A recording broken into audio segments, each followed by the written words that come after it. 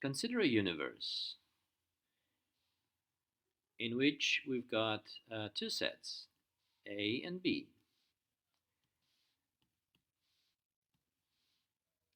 I don't like this color. Let's make it yellow. Right, there we are. Okay, so let's call these A and B.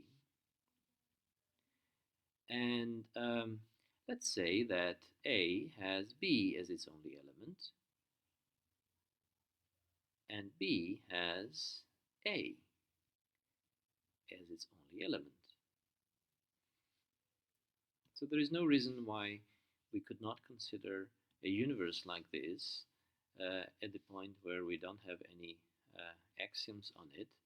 Um, in fact, uh, even if we do have, let's say, the axiom of equality of sets, this axiom does hold for this universe. So we've got a valid universe of sets. And now, in this universe, we can see that there isn't a set that does not have any elements. All sets in this universe have elements, right? So, for instance, if we take the set A, it has an element, namely B is an element of A, right? So we can write this down. B is an element of A. B also has an element. Its element is A, right? So there is no element in this universe which does not, there is no set in this universe that does not have any elements. Such a set, if it was there, would be called the empty set. So the empty set is a set that does not have any elements. Let us introduce notation for it and some space to formally define the empty set.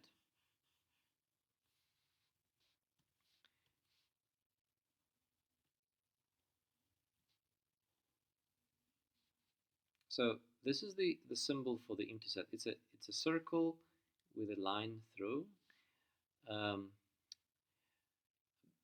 to make it separate from the number 0. So empty set is not the same necessarily as the number 0. Although in set theory later on we can define number 0 to be the empty set. But at this point we distinguish between the empty set and the number 0. Because the number is a way to count things. So you can say that empty set has 0 many elements, but the quantity of elements and the set itself are two different things.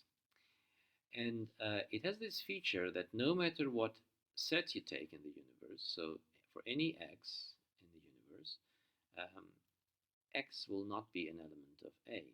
Of the empty set. So we can write it like this. This will not be true, that x is an element of the empty set. So an empty set is a set that does not have any elements. And in this specific universe, we don't have such a set, right? And if a universe of sets satisfies the equality of sets axiom, then there can only be one empty set, because if there are two of them, they would have the same contents, and then hence by the axiom of equality of sets, they would have to be the same set. So in a universe that has the axiom of equality valid for the universe, in such a universe, there can only be one empty set. But in this one, even though the axiom of equality of sets here is true, any two sets having the same content are the same in this universe. Well, there are only two different sets, A and B, for which this could have been false, but they have different content. A has B in it, and B has A in it, so A and B do not have the same content. Therefore, they don't have to be the same sets. But there is no empty set in this universe. So axiom of equality of sets holds, but the so-called the axiom of the empty set, so that's how it's called, axiom of the empty set, it states that there is an empty set in the universe. That axiom fails for the universe.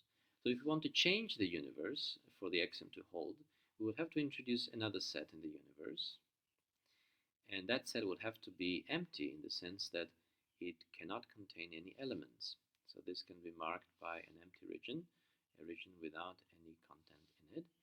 And now with this new notation, we can, instead of giving an alphabetical label to it, or perhaps we could give an alphabetical label to it, we could call it x, and then we could say that in this universe, well, maybe not x, because we've already used x as variable under the quantifier in this formula.